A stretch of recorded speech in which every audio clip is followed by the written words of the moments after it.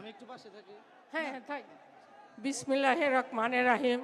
2018 সালে 14 ডিসেম্বর জনাব রোমান্না মহোদয়ের নির্বাচনের প্রচারণায় পুলিশের পোশাক পরে সামনাসামনি গুলি করছিল। আমি মনে করছিলাম যে হয়তো এগুলা গুলি পায়ের দিকে করে, আসলে চোখের দিকে যে গুলি করবে সেটা আমি জানছিলাম না।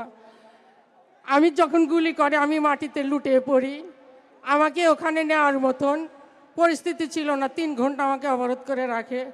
তারপর ওখান থেকে যখন আমাকে নর্থ বেঙ্গলে নিয়ে যায়, নর্থ বেঙ্গলের ডাক্তাররা আমাকে ঢাকায় রেফার করে। আমার মা আমার মা রোমানা মাহমুদ আমাকে ঢাকায় চিকিৎসা করার জন্য পাঠায়, কিন্তু ওখানে আমাকে চিকিৎসা করার মতন আমি কোনো হাসপাতালে ভর্তি হতে পারি নাই, হয়তো ভিন্ন দল না করে দিছিল। পরে যাই হোক কায়েস ভাইয়ের টুকু ভাই আমাকে ওখানে ভর্তি করছে। পরে কৃষিবিদ মিঠুন ভাই, আমাদের ডক্টর আমানুল্লাহ স্যার আমাকে অত্যন্ত আদরের সাথে অত্যন্ত দক্ষতা মতো আমাকে চিকিৎসা করে। তারপরে আমাকে ওখানকার ডাক্তার আমাকে অন্ধ ঘোষণা করে। টুকু ভাই আমাকে, আমার বাবা টুকু সাহেব আমাকে চেন্নাই পাঠাইছিল, ওখানে অর্থেন আমাকে অন্ধ ঘোষণা করছে।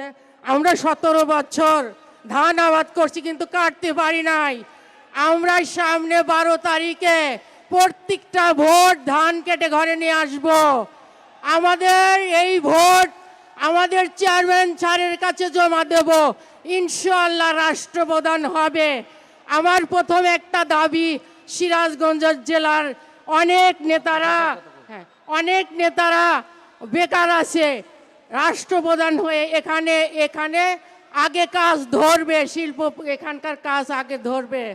বাচ্চু ভাই, শামীম ভাই, সিরাজগঞ্জ জেলার নেতারা 17 বছর যেভাবে নেতাদের বুকে আগলিয়ে রাখছে, আমাদের আগলিয়ে রাখছে, এজন্য সিরাজগঞ্জ মহিলা দলের পক্ষ থেকে জানাই ধন্যবাদ। আমার টুকু ভাইকে ধানের শীষে ভোট দিবেন, শুধু টুকু ভাইকে না, সারা বাংলাদেশে 300 আসনকে টুকু ধানের শীষে ভোট দিয়ে সব প্রার্থীকে বিজয় ঘোষণা করবেন।